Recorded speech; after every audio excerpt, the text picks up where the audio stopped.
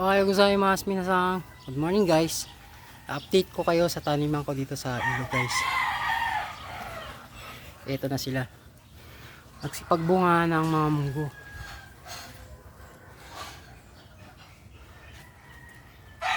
Pati ang talong guys.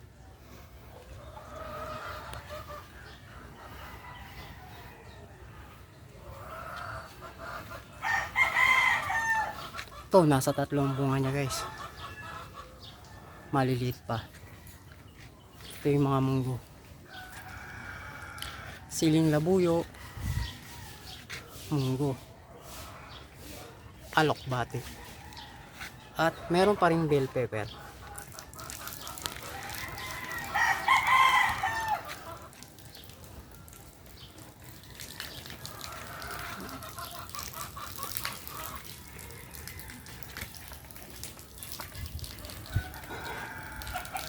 Pero ngayong araw ay magpa-fertilize ako ng mga gulay ko guys.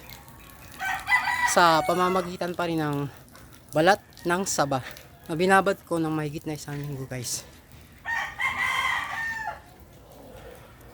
Let's go! Simulan na natin ang pag-fertilize ng aking mga gulay dito sa taniman ko sa ilog guys. Sa pamamagitan ng balat ng saba ng saging na ibinabad ko ng mahigit 1 linggo.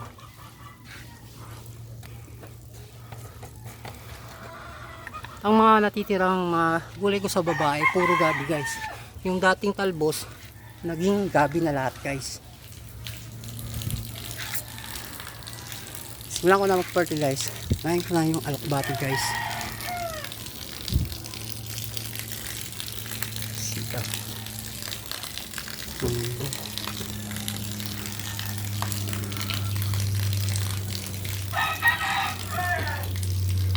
Siling labuyo.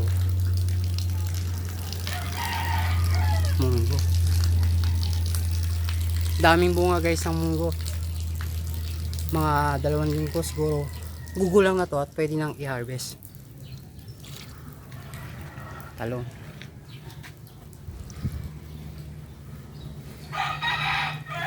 Once a month lang ako nagpa-fertilize ng aking mga gulay guys. At ito nga ang gamit ko. Balat ng saba na ibinabad ko mahigit 1 linggo. Nauna ko na rin ginamit sa pagpa-fertilize ng aking mga gulay dito sa ilog guys.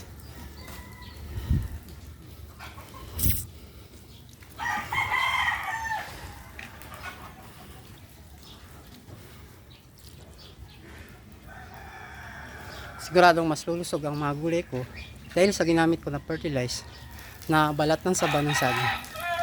Fertilize ko na rin itong siling laboy na may bunga na guys.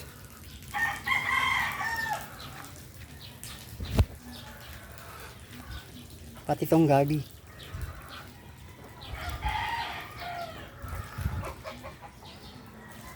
Alokbati. At merong mga pechay. Buhay na buhay sila dahil water based naman yung kanilang lalagyanan na Wilkins plastic bottles guys. Stuck yung tubig sa kanya. At meron pa rin akong pinalaking papaya dito. Fertilize ko na rin siya. At siling labuyo.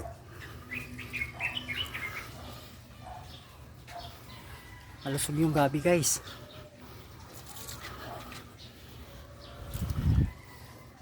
At pati itong bell pepper pa rin.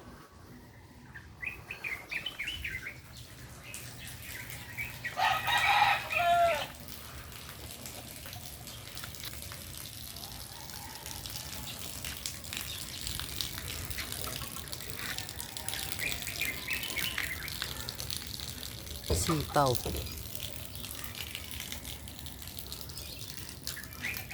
Okay guys, thank you for watching. See you on the next video guys. Update my planting around the river. Thank you very much guys for watching. See you on the next video.